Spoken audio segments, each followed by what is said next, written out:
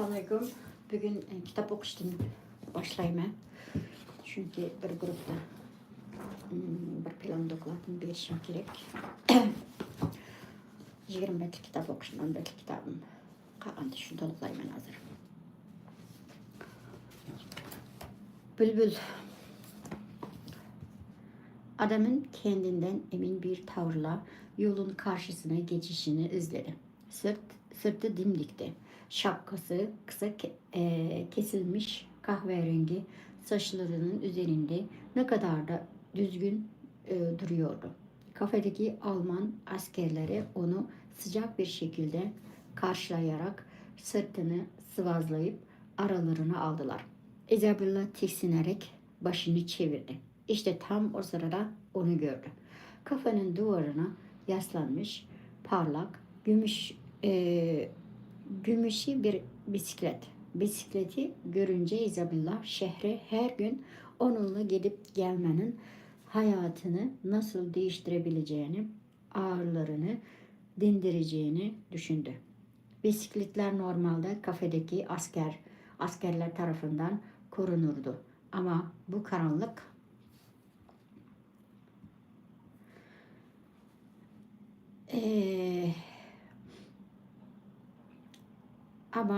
karanlık karla kaplı sabahta kimse dışarıdaki masalarda oturmuyordu.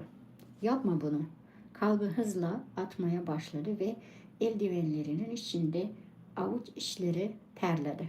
Çevresine bakındı.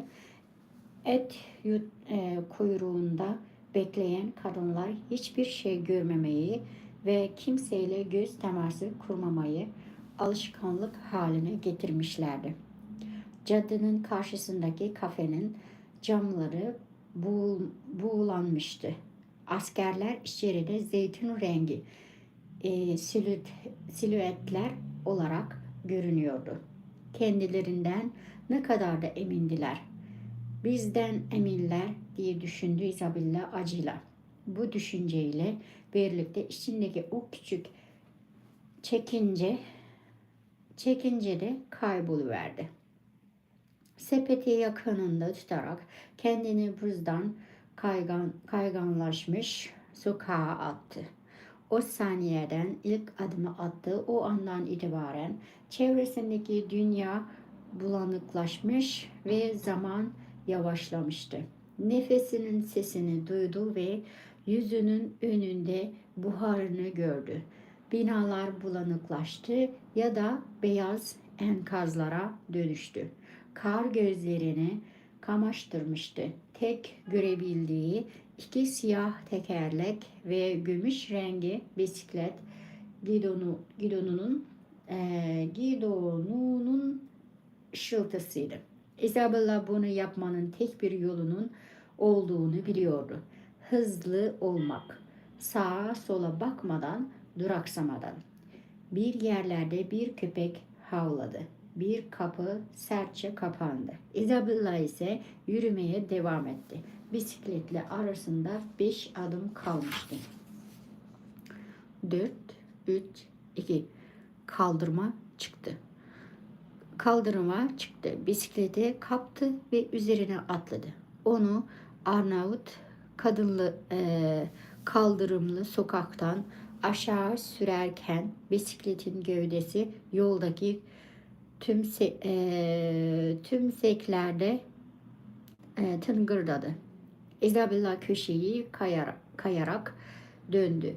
Az kalsın düşüyordu. Sonra kendini toplayıp hızla Grand Caddesi'ne doğru pedal çevirmeye başladı. Orada ara sokağa saptı ve kapıyı çalmak için bisikletten indi. 4 güçlü vuruş. Kapı yavaşça açıldı ve Henry onu görünce kaşlarını çattı. Isabella onu iterek içeri girdi. Küçük toplantı odasında doğru düzgün ışık yoktu. İçerideki tek gaz lambası aşınmış ahşap masanın üzerinde duruyordu. İçeride yalnızca Henry vardı. Bir tepsi et ve yağla sosis yapıyordu. Duvardaki kancada Daha önce yaptığı sosisler asılıydı. O da et, kan ve sigara dumanı kokuyordu. Isabella bisikletini de yanında içeri sürükledi ve kapıyı çaparak kapattı. "Hey, selam," dedi Henry ellerini havluya silerken. "Bugün bilmediğim bir toplantı mı var?" "Hayır." Henry Isabella'nın yanında duran bisiklete baktı. "Bu senin bisikletin değil." "Çaldım," dedi Isabella burunlarının dibinden. "Bu Alain des Champion bisikleti. En azından bir zamanlar öyleydi. İşgal başladığında her şeyi bırakıp ailesiyle birlikte Lino'ya kaçtı. Isabella'nın yanına gitti. Son zamanlarda bir SS subayının bununla şehirde gezindiğini görüyordum. Sesi mi? Isabella'nın neşesi kaçmıştı. Sesi subaylarının zulmü hakkında etrafta çirkin söylentiler dolaşıyordu. Belki de yaptığı şeyi enine boyuna düşünmeliydi. Henry ona yaklaştı. O kadar yaklaşmıştı ki Isabella onu sıcaklığını hissedebiliyordu. Daha önce bununla hiç yalnız kalmamıştı ya da bu kadar yakınında olmamıştı. İlk kez gözlerinin ne kahverengi ne yeşil olduğunu, ona sık bir ormandaki sesi hatırlatan ela ve geri karışımı bir renk olduğunu fark ediyordu. Karşında bir zamanlar kötü bir kesikten kalma bir iz ya da beceriksizce dikilmiş küçük bir yara gördü. Isabella onun nasıl bir hayatın buraya ve komünizme getirdiğini merak etti. Ondan en az 10 yaş büyüktü ama dürüst olmak gerekirse Isabella onun bazen daha yaşlı göründüğünü düşünüyordu. Sanki hayatında korkunç bir kayıp yaşamış gibiydi. "Bunu boyaman gerekecek," dedi Henry. "Boyam yok ki." "Benim var." "Peki onu benim için bir öpücük," dedi Henry. "Öpücük mü?" Isabella vakit kazanmak için Henry'nin söylediği şeyi tekrarlamıştı. Bu savaştan önce kanıksadığı bir şeydi. Erkekler onu arzulardı. Bu her zaman böyle olmuştu. Isabella bunu geri istiyordu. Henry ile flört etmeyi, Henry'nin ona kur yapmasını istiyordu ama bunu düşüncesi bile üzücüydü ve onda artık bazı şeylerin eksik olduğu hissini uyandırıyordu. Sanki öpücükler ve flört artık anlamını yitirmişti. "Bir öpücük karşılığında bu akşam bisikletini boyarım. Sen de yarın gelip alırsın." Isabella ona yaklaştı ve dudaklarını yüzüne doğru uzattı. Aralarındaki paltolara, onca gazete kağıdına ve yüne rağmen kolayca kavuştular. Henry onu kollarının arasına alıp öptü. Isabella bir an için yeniden Isabella Rosingol olmuştu. Erkeklerin arzuladığı tutkulu kız. Öpücük sona erip Henry geri çekildiğinde Isabella üzüntü hissetmişti. Üzgündü. Bir şey söylemeli. Belki bir espri yapmalı ya da hissettiğinden daha fazlasını hissetmiş gibi davranmalıydı. Öpücükler daha fazlasını, bazen de daha azını ifade ettiğinde böyle yapardı. "Başka biri var," dedi Henry onu dikkatle inceleyerek. "Hayır, yok." Henry onun yanağına nazikçe dokundu. "Yalan söylüyorsun." Isabella Henry'nin ona verdiği her şeyi düşündü. Özgür Fransa örgütünün onun sayesinde girmişti. Isabella'ya bir şans veren ve inanan da oydu. Ama yine de öpüşürlerken Isabella Gauton'un düşünmüştü. "Beni istemedi," dedi. İlk kez birine gerçeği söylüyordu. İtirafına kendisi de şaşırmıştı. Her şey farklı olsaydı sana onu unuttururdum. Ben de denemene izin verirdim. Isabella Henry'nin ona gülümseyişini, o gülümsemenin taşıdığı hüznü gördü. Mavi dedi Henry bir an duraksadıktan sonra. Mavi mi? Bendeki boyanın rengi mavi. Isabella gülümsedi. İsabet olur. Günün ilerleyen saatlerinde azıcık yemek için bir kuyruktan diğerine koştururken sonra da ormandan odun toplayıp eve taşırken o öpücüğü düşündü. Tekrar tekrar düşündüğü tek bir şey vardı. Keşke.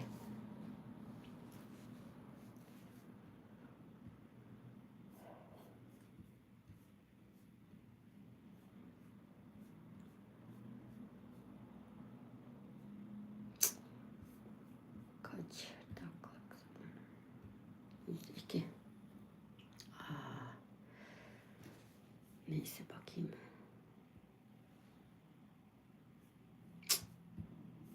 Bu değil.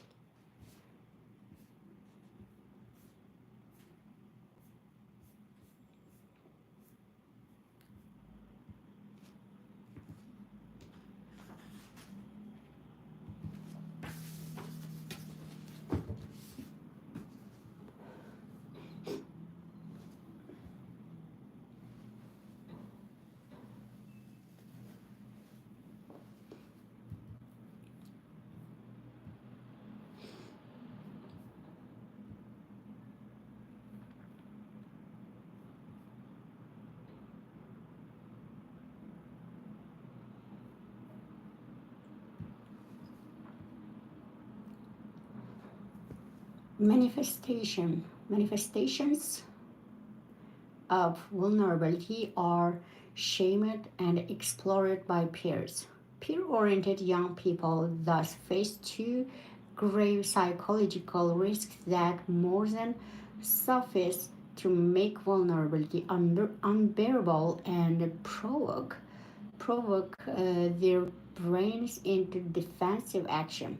Having lost the parental attachment shield and having the powerful attachment sword wielded by careless and irresponsible children. A third blow against feeling deeply and openly, and the third reason for the emotional shutdown of the peer oriented child is that any sign of vulnerability in a child tends to be attacked by those who are already shut down against vulnerability.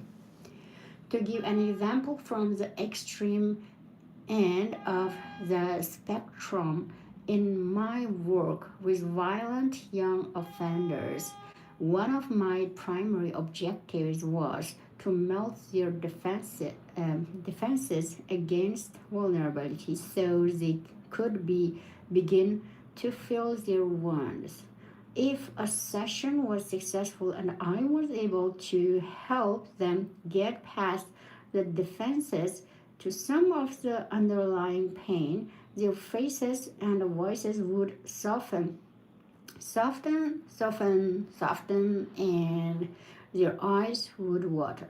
For most of these kids, these tears were the first in many years, especially when someone isn't used to crying. It can markedly affect the face and eyes. When I first began, I was naive enough to send kids back into the prison population after their sessions. It's not difficult to guess what happened because the vulnerability was still written on their faces. It attracted the attention of the other inmates. Those who were defended against their own vulnerability felt compelled to attack the assaulted vulnerability as if it was the enemy.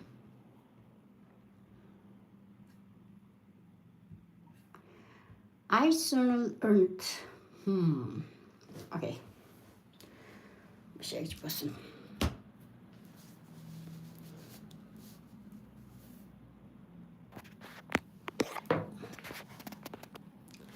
Men sizlarga bu yeni bir Uyg'urcha kitob o'qib beray. Qalbingizni terildiring.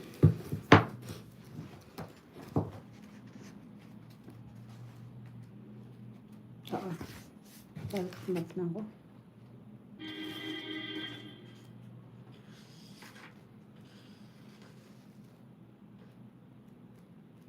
Neyse.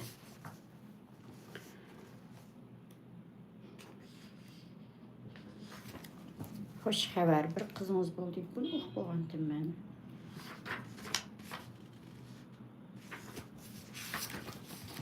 Hoş haber, bir kızınız oldu. Allah Taala özünün kitabida faqat çöldəki qadimi ərəblərdə emas, nurgun əllərdə mövcud bolğan, bugünkü kündümü davamlaşıb kelayotgan bir məsələ haqqında toxtalıdı. Nəhayət əfsunarlıq bir həqiqət şu ki, 16-cı surə bolğan Nəhl surəsində tilgə ilingan bu musibət müsəlmanlar üçün yo'qolgani yo'q. Gerçi Allah bunu müşriklərinin kəsli deb tilgə alğan bolsunmu, türlü tümən səbəblərdən şeytan bu virusni avlatdan avlatqa nurgun müsəlman əllərdə, nurgun ailələrdə və mədəniyyətlərdə muvaffəqiyyətli saqlab qaldı. Allah Taala aytdı. وَيَجْعَلُونَ لِلَّهِ مَا يَكْرَهُونَ Ular özleri yaman körüğən nərsini Allah'a mənsub qılıdı. Özleri yaman körüğən nərslərini Allah'a ayırıb, özleri yerkindiğən nərslərini Allah'a nisbət berdi. Quraysh qəbiləsinin müşündaq bir adeti var idi. Butlarga çoqunatdı. Amma şunun bilan bir vaqtda Allah'a mı işinetdi. Luqman surəsindəki buna ayet bir məsələni yoritib berdi. وَلَا إِنْ سَأَلْتَهُمْ Men halqas semavati vel ard la yaqulunna Allah. Eğer sen ulardan asmanlarını ve zeminni kim yarattı dep sorsan, ular çoqum Allah dep cevap berdi.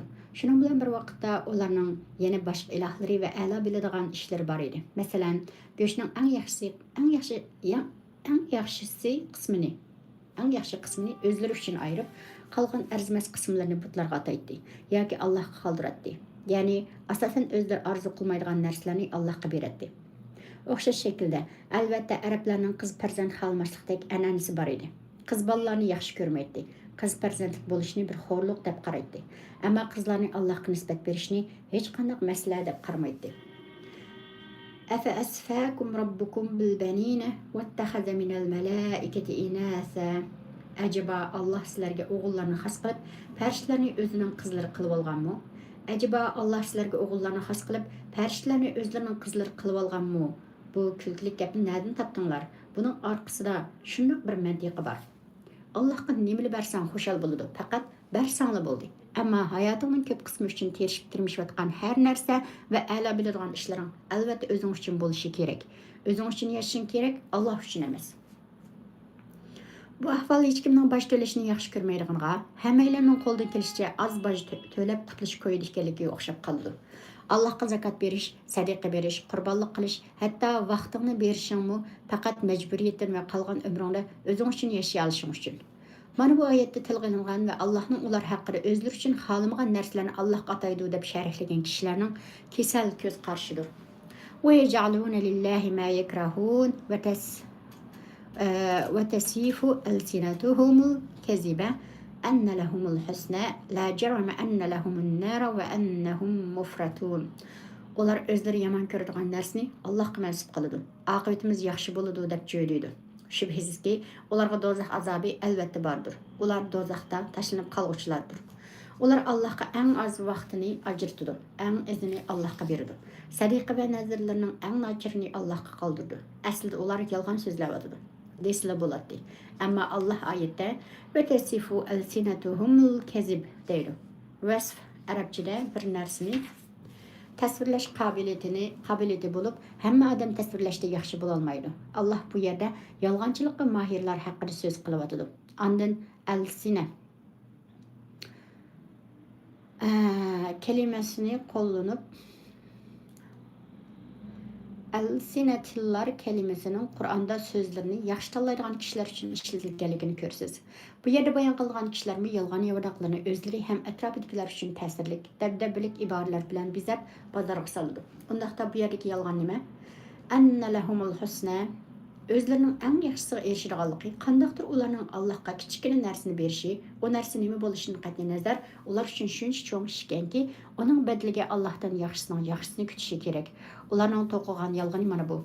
la cerame enne lehumun nar. Şüphesiz ki onlarga dozaq azabı elbette bardır. Ve ennehum mufratun. Ular arka-arkadan dozaq otları tarafından yutuldu. İfrat Arapçada çigiradan alqış ma'nosida işletildi. Dozaq otağa birer qıtım taşlanış başqa, qayta taşlanış ve ittirilip qıyqılış başqa. O mufratun deyilir. Bu nayet ağır bir ayet. Kur'an'da Allah'ın öz zati üstüge qasam qılgan az uçraydigan orunlardan biri bu. Allah ağır bir mesele bolsa qasam qıldı.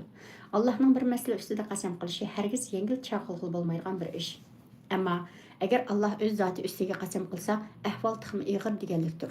Arapçada eğer Allah'ın üstüge qasam qılmoqchi bolsanız normalda vallahi deysiz. Ama o yeterlik bolmasa tallahi deysiz. Fi harfi işletildi. تالله لقد أرسلنا إلى أمم من قبلك فزين لهم الشيطان أعمالهم فهو وليهم اليوم ولهم عذاب أليم. Ey Muhammed, Allah namı bilen qasam ki senden ilgiri ötken ümmetlerge hakikaten peygamberlerini evettik. Şeytan o ümmetlerin amellerini özüge doğru görsetti. Şeytan bugün onların dostudur. Onlar ahirette kat gazapqa duçar boludur. Keyinki bu ayette şu ifadeni görürüz. Tallahi laqad arsalna ila umamin min qablik. Allah öz üstüge qasam qılıp eydidir. Ey Muhammed, senden ilgiri ötken ümmetlerge hem hakikaten peygamberlerini evettik. Şeytan onların hemmesiga nima qildi? Fazayyana lahumush şeytanu a'malahum. Şeytan bir şekilde onların qilmishlarini özleriga chiroyli ko'rsatdi. Ular yomon ishlarni qilayotgan bo'lsa-mu, yaxshi bir ish qilayotganligiga shuncha ishonch qiladi. فهو وليهم اليوم ولهم عذاب أليم. Kıyamet günü şeytan onların dostudur. Çünkü onlar itiqat qılğan mənbə şu idi. Onlar şeytanın vesveselerine ve çıraylık körüsüşlerine kulak salgan idi. Bu ayetler hata anlık kişiler hakkında düşkən ayetlerinin en ağırlarındır. Bu ahir ayetler bulup, meselenin başlanışını teşkil kılgan yerler emez. Şu an ben sizlerini kayıt arkaya yandırıp, meselenin başlanış noktasına ilip varmakçı ben. وَيَجْعَلُونَ لِلّٰهِ الْبَنَاتُ سُبْحَانَهُ وَلَهُمْ مَا يَشْتَهُونَ. Ular Allah'a kızlarına nispet verir. Allah'ın kızı var dep itiqat kılıdı. Allah bundak böhtandan paktır. Ular öz arzu kılıdığalarını özlerine nispet verir. Allah eytidi ki, ular kızlarını Allah'a nispet verir. Allah bu töhmetten paktır. Andan yana qoşumçu qılıp deydi ki, وَلَهُمْ مَا يَشْتَهُونَ. Özlerine bolsa yaxşı görgenlerine nispet verir. Allah'a kızlarına nispet verir. Özlerine oğullarını. Emdi keyinki ayetki qaraylı. وإذا بشر أحدهم بالأنثى ظل وجهه مسودا وهو كظيم. Onlardan birersiga, yani xotununun qiz tuqqanlıq xəbəri yetkizilsə, çırayı özgürüb g'azabnak bo'lib ketdi. Ular ishidagi biriga qiz bovoqning to'lg'anlik xəbəri berilganda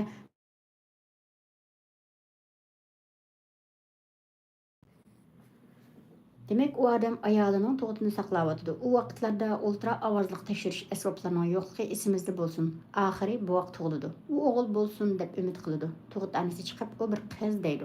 Allah Teala ayette el-unse o kız deydi. Bütün medeniyetlerde o kız dep emez, kız yaki bir kız dep işletildi. Ama Allah'ın nezirde toğulgan kız alaydı. Şuna el-unse deydi. Kelimenin beşideki el qo'shimchasi hurmatlash uchun ishlatildi. Allah Teala to'lgan bu buvoqni hurmatlagan vaqtda o'ziga xabar berilgan kishi buvoqning qiz ekanligini olganidan zalla vajhuhu muswadda yuzlar qarayib ketdi. Allah tihi uning og'zidan chiqqanlarni aytmaydi. Ammo qarg'iningizda uning yuzining qaridishini, tutilishini ko'ra olasiz deb bildirdi. Allah azza va jalla bu yerde bir müşrikni tasvirlayotidi. Allah ishonmaydigan birini. Bir qiz balaning o'z layiqini qadrlamaganda, aslida bu dunyoga kelishingizga vosita bo'lgan onangizning qadrini qilmagan bo'lasiz. O kishining yuzi qariydi, kayfi qochidi. Davomlashtirishdan ilgari buning asli mushriklarning kesili bo'lishi kerakligini ta'kidlab o'tay. Bir qiz farzandi bo'lganda qayg'urdiganlar shular bo'lishi kerak. Hargizmi iymon egalari, payg'ambar alayhissalomga iymon etganlar buning qayg'urdiganlar bo'lmasligi kerak. Kız farzandlar haqida bir qadar hadislar bor. Payg'ambar alayhissalom qiz farzandlarga ajoyib ko'ngil biladi. Bu bir kichik masala emas, bir ikki hadisda emas, nurg'un hadislarda qayta ta'kidlangan bir masala. La yakunu li ahadakum salasa banat aw salasa ahawat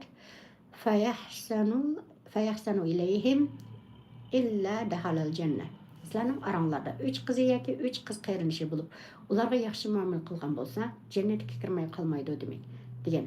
Demak, qiz farzandlaringizga qilgan yaxshi muomalangiz sizni jannatga olib kiradi. Yana bir rivoyatda Onun tirik halida kömmüse, onu tirik halida kömmüse, oğul balasını kız balasının üstün körmüse, mana bundaq insanga cennet inam kılındı. Yuqoridagi o inson bir qiz bo'lsin, qizim bo'lsin deb o'ylabmi boqmagan edi. Ah, kashki bir o'g'lim bo'lgan bo'lsa edi. Rostli bir o'g'lim bo'ladi deb o'ylagan edim. Ammo qanday qilarman? Oilam uchun bu bir ig'ir yuk. Uning tarbiyasi uchun bir munch pul xarjlashim kerak. U buni qaytarib bera olmaydi. Bir xizmatga ega bo'lib, oila boqolmaydi. To'y qilganda to'y qilganni berib boshqalarning oilasi bo'ldi. Ustiga ustak to'y chiqimlarini men chiqarman. O'ylab baxtimmi, barliq chiqimlar mendan. O'g'lini qizidan ustun ko'rdi yoki bir o'g'li bo'lishni orzu qiladi. Mushundaq sizni jannatga kirishdan to'sib qo'yishi mumkin. Bu hadislarning 20 bevosita jannatga kiradigan bilet haqida, qolgan 20 o qizlarning uning bilan jahannam o'ti orasida qanday bir parda bo'lganligi haqida. Uning qizlari uning bilan do'zax o'ti orasida tam bo'ladi. Allah buni o'g'il bolalar haqida aytmagan, faqat qiz bolalar uchun aytgan. Bu ailemizde tug'ilgan qiz farzandlarga Allohning bergan sharafidir. Robbim meni 4 qiz farzand bilan sharafli qildi. Bu yerda sizga bir aslamamni so'zlab beray. 2 qizim bor edi. 3-inchisi tug'ilgan chog'da rostli bek xushal bo'ldim. Bir quti pechini ilib masjidga bordim. Xubdan namozi o'qilgan chog' edi. Men yana bir qiz farzandimizning tug'ilganligi uchun masjid jamoatiga donat tatlı qo'ymoqdek yemeklik tarqatdim. Masjiddan sirq chiqqan biri, "Vah, demak donat tarqatyapsiz ha? Biror xush xabar bormi qandaq?" dedi. Men shundaq bir qizim bo'ldi dedim. O, "Inshaalloh, amdikilar qatim" dedi. Yuziga bir ko'chat solg'im keldi. Bundaq so'z faqat bir mushrikning og'zidan chiqadi. Allohga hech iymoni bo'lmagan birining og'zidan chiqadi. Sen bir musulmon turib qandaqmi bundaq so'zni qila olaysan? Uchinchi bir qizim bo'lganligi uchun payg'ambar alayhissalomning xush xabarini qutlaydigan holatdaman. Buningdan o'sha qutlug'idek ish yo'qdi, ammo dunyo miqyosida nurg'un allarda qiz farzandlik bo'lishni past ko'rsatish yo'lida qilmaganimiz qolmadi. Hatto qiynonlarning ko'rsatmagani qolmadi. Kelinlar o'g'il tug'maganlik uchun ularga kayishdi. O'g'il tug'mading deb ularga varqirashdi. Nima degan nodonlik ha? Kishining ishongisi kelmaydi. Siz o'zingizmi bir ayol, nima deyotganligingizni bilamsiz? Qanchalik aqlingizni ozganligingizni bilamsiz? Kelinini kamsitib, o'g'lim boshqa birini oldi, chunki sen uningga bir o'g'il farzand berolmading deb tahdid solgan gap. Mana bu biz yetgan jaholatning darajasi. Kim bularni Qur'on ahli, din ahli deb o'ylasin? Yana bir yeri bu jaholat dindor bo'lmagan kishilar bilan cheklanmaydi. Saqalliq, hijobli, Qur'on yetgan kishilarda bu xohish mavjud. Din bo'lishi kerak bo'lgan yerdan boshqa har yerda. Bu oyat qanday bo'lib ketdi? Bu insonlar nega ketdi? Zal vajhuhu muswadda. Yuzi qardab chiroyi o'zgarib ketadi, ichi siqiladi. Kelgan xabarning yomonliqidan zuvani tutilgandek bo'ladi. Nimishqa meni tabriklayapsizlar? Menga ish chaqirishinglar kerak edi. Kashki men bu xabarni hech yetkazmagan bo'lsanglar deydi. Allah qo'shib deydiki, va huwa kazim, to'xtamay g'azabini yutadi. Tili bilan bir narsa so'zlamaydi. Kazim arabchada g'azabini yutish degan ma'noda. Qarsangiz og'zida noyid ochiq bir narsa bordek ko'rinadi. Qiz farzandning yig'i ovozini anglaydi. Bu uni bearam qiladi. Ochiqdan saran qiladi. O'zi uchun bir xo'rlik ko'radi, uni qo'shib yatawara minal qawmi min su'in ma bushira bih ayumsikuhu ala hunin am yadussuhu fit turab ala sa'a ma yahkumun. Yetkazilgan xabarni yomon ko'rib, o qizni nomusga chidab saqlab qilishim kerakmi yoki to'pig'i terib ko'mitishim kerakmi deganlarni o'ylab, o'z qavmiga ko'rinmay yoshirinib oladi. Qaranglar, ularning bu hukmi nima degan qabih? İnsanlardan qochadi. Ular bilan ko'rishmaslik uchun bahonalar o'ydirib chiqaradi. Jamiyatga aralashgisi kelmaydi, chunki u nomus ichida. Agar uningdan so'rab qolsa, balkim zo'rlab kulimsirab, "Ha, mashallah, bir qizim bo'ldi" deyishga majbur bo'ladi. Zo'rg'a kulib qo'ydi. Amaliyotda ichida azobdan o'ladi. Alloh taolo bu oyatda bu xil tugashgan psixikani, nachar his-tuyg'ularni pash qilyotdi. Har birini biz uchun tasvirlayotdi. Yetkazilgan xabarni yomon ko'rib, o'z qavmiga ko'rinmay yoshirinib oladi. Bu shu zamonlardagi mushriklarning tushuncha fikr usuli. Ayumsikuhu ala hun, mushu xo'rliqqa qaramay bu qizni yana farzand deb qabul qilishim kerakmi? Har qancha qo'rqinch ishda bo'lsa-mu, bo'lishiga tashlab qo'yaymi? Bilasiz, o zamonlardagi arablar tuanda tilga ilingan eng qo'rqinchli ishni qiladi. Bu şey bo'lsin.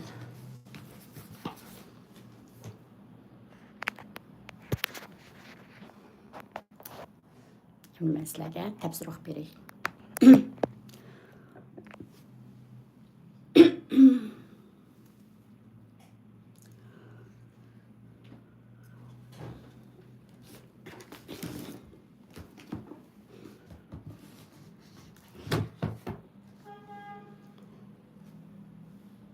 201 bet.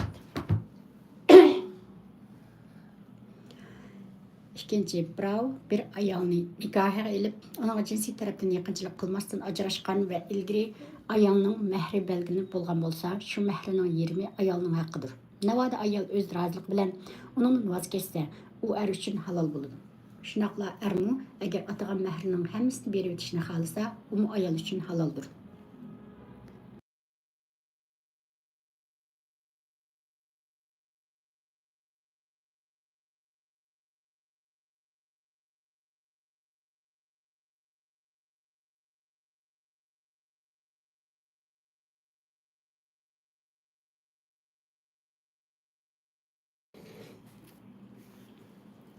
Üçüncü, er ayollar qaysi bir sebep bilan ajrashgandan keyin o'zaro yaxshilik qilishni unutmaslığı, bir-birining hurmatini va izzatini qo'g'dishi, ajrashganlik sabab bilan burunqi muhabbatni nafratga, qudlar aro yaqinlikni adovatga o'rmasligi talab qilindi.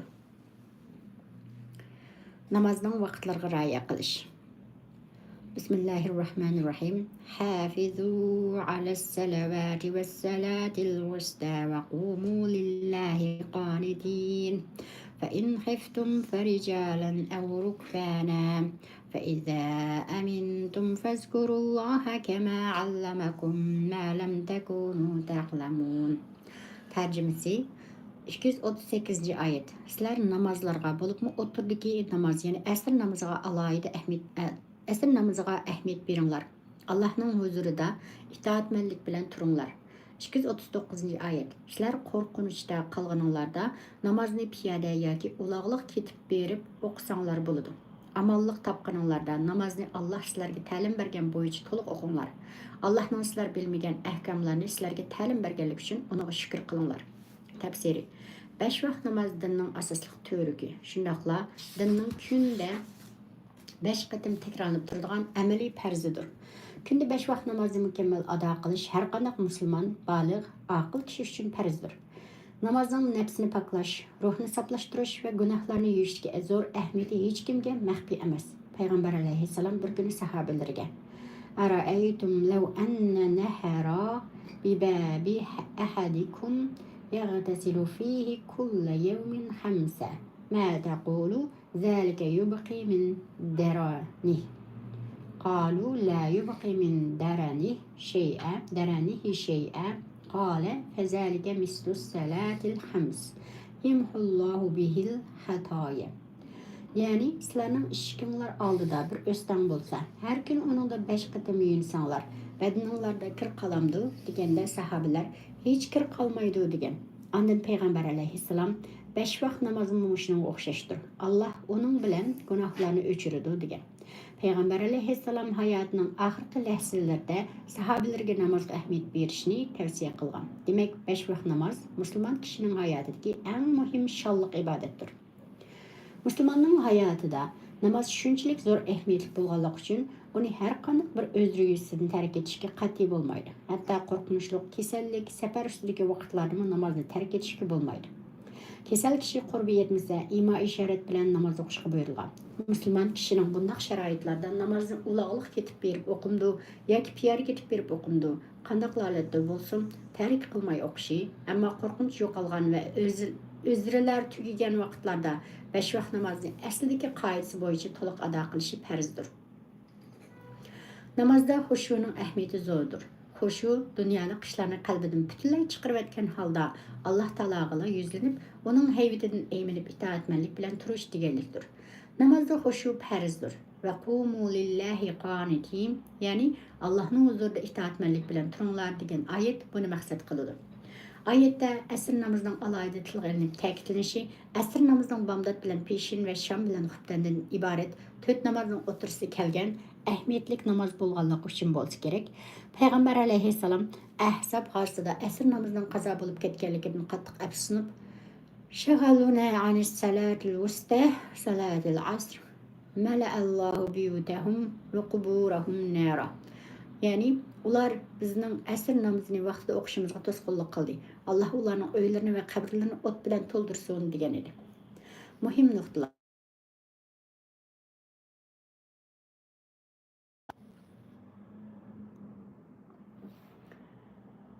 Birinci, 5 vaqt namozni o'z vaqtida to'liq ado qilish har qanday musulmon, baliq, aql kishi uchun farzdir. Ikkinchi, namoz Alloh taologa bo'lgan kamoliy ehtirom va eng kamtarlik bilan ado qilingan qulluq burchidir. Namozda barliq xiyol va fikr Alloh taologa yuzlangan bo'ladi. Uchinchi, bomdod bilan asr ikki namozni vaqtida o'qish to'liq muhimdir. Payg'ambar alayhissalom man sallal bardayni dahalal jannah, ya'ni bomdod bilan asr namozlarini vaqtida ado qilgan odam jannatga kirdi deb ko'rsatgan. To'rtinchi, qo'rqinchli vaqtlarda namozlarni qaysi bir kayfiyat bilan bo'lsa-mu ado qilish to'liq zarurdir. Hatto bunday sharoitlarda ot uloq va boshqa qatnash qurollari ustida o'ltiribmi, piyoda ketib beribmi, imo ishorat bilan namoz o'qishga bo'ladi. 5. Namozda xushu bilan turish farzdir. Er o'lib ketgan ayolning haqlari to'g'risida. Vallazina yutawaffawna minkum va yazaruna. Bismillahirrohmanirrohim.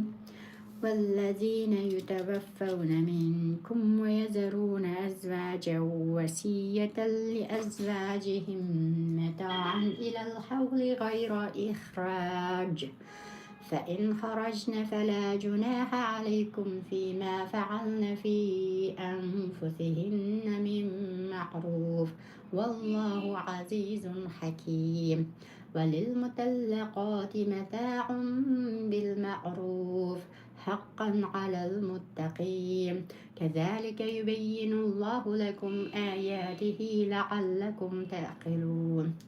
Tercümesi 240. ayet. Aramlardan özü vafat bulup, ayolları tul kaldıganlar, ayollarının öýüden hedep çıkarılmasın, bir yılgıça yemek içmek ve kiyim kechek bilen təminlenişini özü hayat vaxtida vasiyet kılsın. Eğer ayollar özü çıkıp ketse, ularning özü toğrusida kılgan qaylı kişiler üçün sizlerge, yani meyitinin ilgilirge hiç günah bulmaydı. Allah galiptir, hikmet bilen iş kılgıcıdır. 241. ayet. Talak kılıngan ayollarının kaydı boyunca nebi kısı var. Bu taqvadarlarning o'tashga tegishlik majburiyatidir. 242. ayet. Sizlarni aqlini ishlatsin deb Alloh oyatlarini mushundoq bayon qilib berdi. Tafsiri.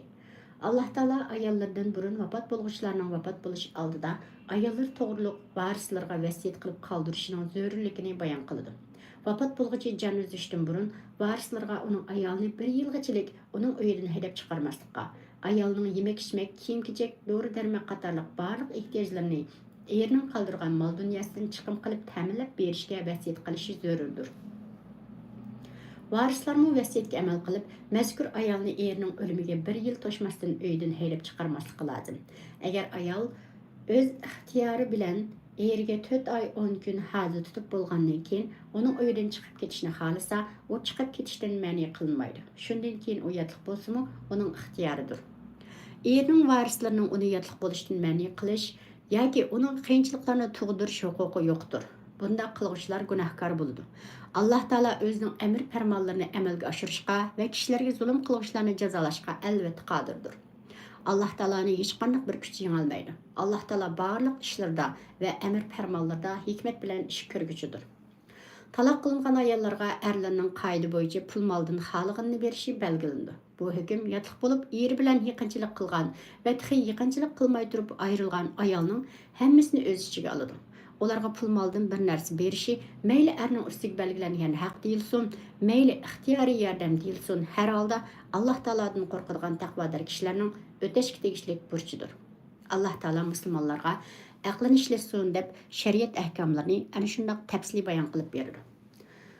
Muhim nuqtalari. Er o'lib ketgan ayol erining vasiyatiga asosan uning uyida to'liq 1 yil turish huquqiga egadir. Agar u ayol o'z ixtiyori bilan uning uyidan chiqib ketmoqchi bo'lsa, chiqib ketsa bo'ladi. Er uchun 4 oy 10 kun hozir tutib bo'lgandan keyin yotliq bo'lsa-mu bo'ladi. Ammo ayolni erining varislarining 1 yil to'shmasdan uydan haydab chiqarish huquqi yo'q. Bunday qilganlar zolimlardir. Ikkinchi, talaq qilingan ayollarga pul moldan bir narsa berib, ularni rozi qilish erlarning ustiga farzdir. Uchinchi, Alloh taolaning shariat ahkomlarini bayon qilib berganligi bandalarning shukr qilishini taqozo qiladi. Millatlar qanday yashnaydi? Bismillahirrohmanirrohim. ألم تر إلى الذين خرجوا من ديارهم وهم ألوف حذر الموت فقال لهم الله موتوا ثم أحياهم إن الله لذو فضل على الناس ولكن أكثر الناس لا يشكرون وقاتلوا في سبيل الله واعلموا أن الله سميع عليم من ذا الذي يقرض الله قرضا حسنا فيضاعفه له أضعافا كثيرة والله يقبض ويبسط وإليه ترجعون. Tercümesi 243. ayet. Özleri minglarcha turuqliq ölümden qorqib yurtlardan qaçıp chiqqan kishilarning xabaring yo'qmi? Alloh ularga o'linglar dedi va ular o'ldi. Ondan keyin Alloh ularni tirildirdi. Alloh insonlarga haqiqatan karamlikdir. Lekin insonlarning ko'pchiligi Allohga shukr qilmaydi. Alloh yo'lida jihad qilinglar. Bilinglarki, Alloh haqiqatan hammani olib turg'uchidir. Hammani bilib turg'uchidir. 245. ayet. Kimki pul milni Allah yo'lida sarf qilib, Allohga yaxshi qarz berar ekan, Alloh unga necha ko'p qaytardi. Alloh ba'zi kishilarning rizqini tar qiladi, ba'zi kishilarninkini kam qiladi. Oxir hammanglar Allohning dargohiga qaytarilisizlar. Tafsiri. Allah Taala tajovuzchi dushmanga qarshi Alloh yo'lida jihad qilishning fazilatini bayon qilishdan avval Muhammad alayhissalomga o'tmishdagi Isroil avlodining son jihati minglarcha odam turuqliq o'limdan qo'rqib jihadni tark etib, dushmandan qochib yurtlarini tashlab chiqqanligi, Alloh Taolaning ularning bu qo'rqinchoqligiga g'azab qilib, dushmanlarini ularning ustiga g'olib qilish bilan ularni jazolaganligi, ondan ular o'zlarining xatoligini tunib, Alloh Taolaning jihad qilishga buyurgan amrini o'rindigandan keyin Alloh Taolaning ularga yangidan hayotlik ato qilganligi va shuning bilan ularni dushmanlar ustidan g'olib qiladiganligi haqidagi qissasini bayon qiladi. Alloh Taolo bu oddiygina qissa orqali millatlarning qanday qilganda o'ziga o'zi xo'ja bo'lib, erkin, hur yashash fursatiga ega bo'ladiganligini tushundirdi. Alloh Taolaning koinotda o'rlashtirib etgan qonuniyati azaldan o'zgargani yo'q. O'limdan qo'rqadigan tajovuzchi dushmanga qarshi turib o'zlarining haq-huquqlarini qaytarib olishga jur'at qilolmaydigan to'g'ri yuraklar qulluqdan, asoratdan qutulolmaydi. Ularning aksicha o'zlarining haq-huquqlarini Alloh Taolo ato qilgan aziz vatanini boshqalarning dafsanda qilishiga qat'iy yo'l qo'ymaydigan, haqiqat yo'lida o'limdan, jafodan, pul-mol sarf qilishdan qochmaydigan va xorliqqa hargiz rozi bo'lmaydigan millatlar bu dunyoda hur va aziz yashaydi. Oxiratda ular baxtga erishadi. Alloh Taolo bandalarni bu dunyoda turli qiyinchiliklar bilan sinash orqali ularni shundoq tavlab yetishtirdi. Arablarda sinoqlar erlarni yoritadi deydigan maqol bor. Lekin ko'pincha kishilar Alloh Taolaning bunday sinoqlarning hikmatini tushunmaganlikdan bu xil sinoqlarni bir xil intiqom yoki jazolash deb o'ylaydi. Amaliyotda bo'lsa, Alloh Taolaning bandalarni shunday ig'irchiliklar va qiyinchiliklar bilan sinab tavlab yetishtirishi uning bandalariga qilgan katta inomidir. Bu ayet millatlarning halok bo'lishiga sabab bo'ladigan asosli omilning qo'rqinchoqlik bilan bexillik ekanligiga ishorat qildi. Shunga Alloh Taolo yuqorqi oyatda dushmandan qo'rqib yurtlarini tashlab qochib chiqqanlarning oqibatini bayon qilgan va musulmonlarni Alloh yo'lida jihad qilishga buyurgandan keyin Man zallazi yuqridulloha qardan hasana, ya'ni kimki pul milni Alloh yo'lida sarf qilib, Allohga yaxshi qarz beradigan degan oyatni nozil qilish orqali kishilarni o'zlarining hurlik va ozodlikchilik ichida hayot kechirishini qo'lga keltirish uchun Alloh yo'lida elib berilgan jihatlarga pul-mol sarf qilishga chaqirdi. Alloh Taolo bu oyatda Alloh yo'lida sarf qilingan pul-molni Allohga qarz berganlik deb atagan. Halbuki Alloh Taolo birovning qarz berishiga muhtoj emas. Yer yuzining xazinasi uning ilkididir. Osmon, zamin va ularning orasidagi barliq shaylar uning mulkidir. Alloh Taolo o'zining yo'lida sarf qilingan pul-molga 700 hassa va xolsa undan ko'proq berilganligiga va'da qilgan. Allah yo'lida pul-mol sarf qilganlik sababdan kishi kambag'al bo'lib qolmaydi. Chunki rizq bilan barakat Alloh taolaning ilkididir. Alloh taolo o'z hikmatiga asosan xalqon kishining rizqini kam qiladi va xalqon kishining rizqini tar qiladi. Bu orqali ularni sinaydi. Bandalarning oxir qaytib boradigan joyi Alloh taolaning dargohi bo'lib, Alloh taolo shu joyda ularning mukofot va jazolarini beradi. Muhim nuqtalari. Ölümden korkup zulümge karşı durmaslık ve kulluk hayatga razı bulup yaşashning aqibati yanıla kulluqdir. İkinci, Allah Taalaning nimetlerini tunuş ve onunga layıqlı şükür qilish har qanday insondan talab qilindi. Üçüncü, Allah yo'lida jihad qilish amallarning eng kattasidir. 4. Allah yo'lida pul mol sarf qilishning savobi intayin katta bo'lib, Alloh taolo birga 700 va uningdan ko'proq qaytarib beradiganligiga va'da qilgan. 5. Allah taoloning xalqan bandasining rizqini keng va xalqan bandasining rizqini tarqalishi ularni sinash uchun bo'lib, bu sinoq orqali ne'matga shukr qiluvchilar bilan qattiqchilik sabr qiluvchilar tanlanadi. Talut bilan Jalutning qissasi. Bismillahirrahmanirrahim. Alam tara ilal mala'i min bani Israil min ba'di Musa iz qalu li nabiyyin lahum ba'ath lana malikan nuqatil fi sabilillah. قال هل عصيتم إن كتب عليكم القتال ألا تقاتلوا قالوا وما لنا ألا نقاتل في سبيل الله وقد أخرجنا من ديارنا وأبنائنا فلما كتب عليهم القتال تولوا إلا قليلا منهم والله عليم بالظالمين وقال لهم نبيهم إن الله قد بعث لكم طالوت ملكا قالوا أنى يكون له الملك علينا ونحن أحق بالملك منه ولم يؤت سعة من المال قال إن الله اصطفاه عليكم وزاده بسطة في العلم والجسم والله يؤتي ملكه من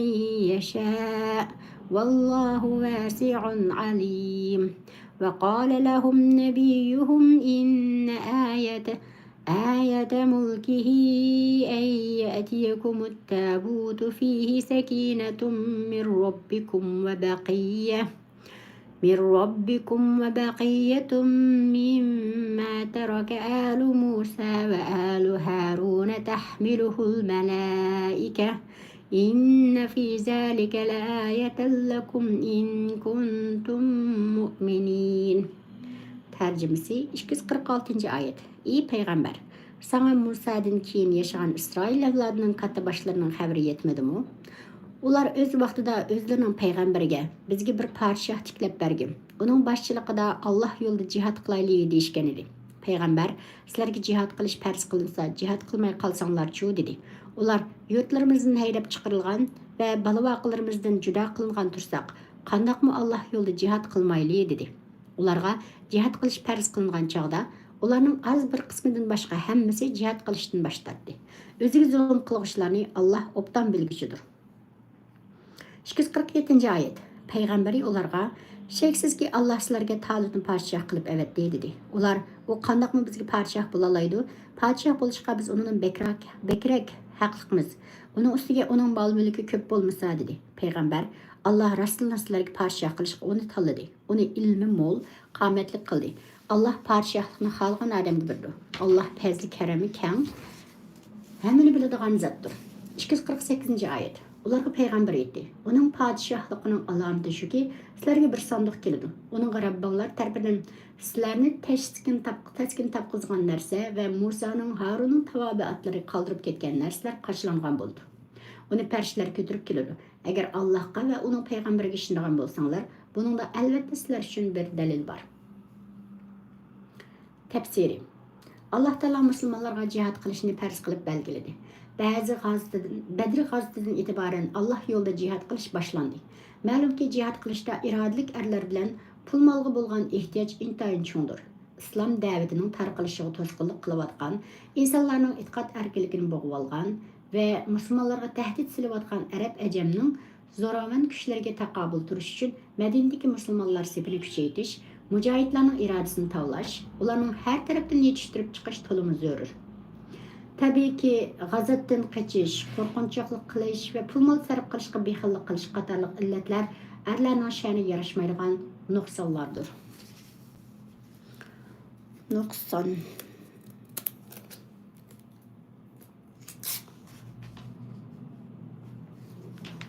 Allah taolo musulmonlarning jihad qilish ro'yini oshirish uchun oldingi oyatlarda ularga o'tmishdagi Isroil avlodining urush qilishdan qo'rqib, yurtlarini tashlab dushmandan qochib chiqqanligi sababli Alloh taoloning azobi uchirganligi haqidagi qissasini bayon qilgan.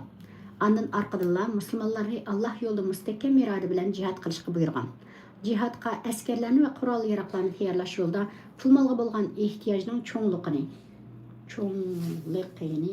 cho'ngligini ve Allah yo'lida pul mol sarf qilishning katta ajrlarini bayon qilgan. Hatta uni Alloh taolo qarz berganlik deb sifatlagan. Shundan keyin Alloh taolo musulmonlarning jihadga bo'lgan irodasini tavlash uchun ularga Isroil avlodining yana bir qissasini tafsiliy holda bayon qilishga boshlaydi. Alloh taolo bu qissasini payg'ambarimiz Hazrati Muhammad alayhissalomga xitob qilish bilan boshlaydi.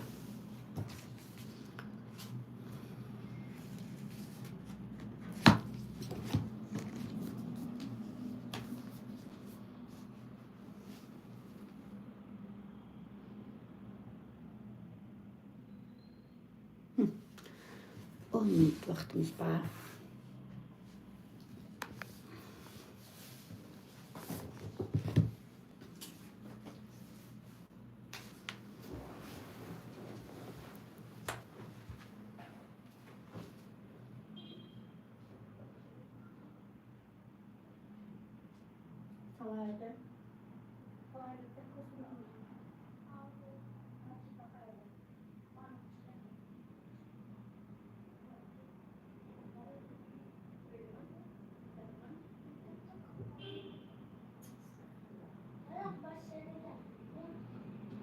Başa göz çip bakaydı.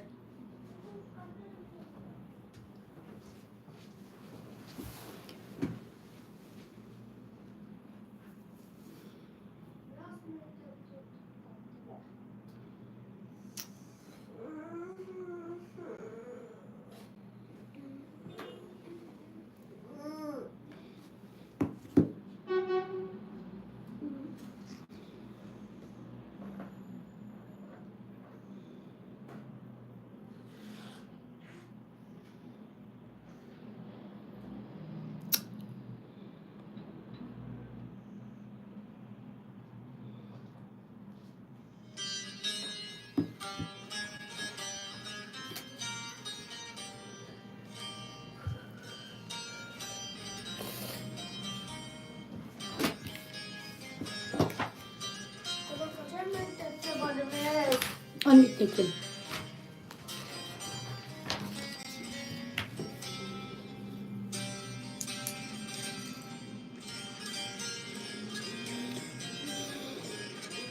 Nasıl göstereceğim?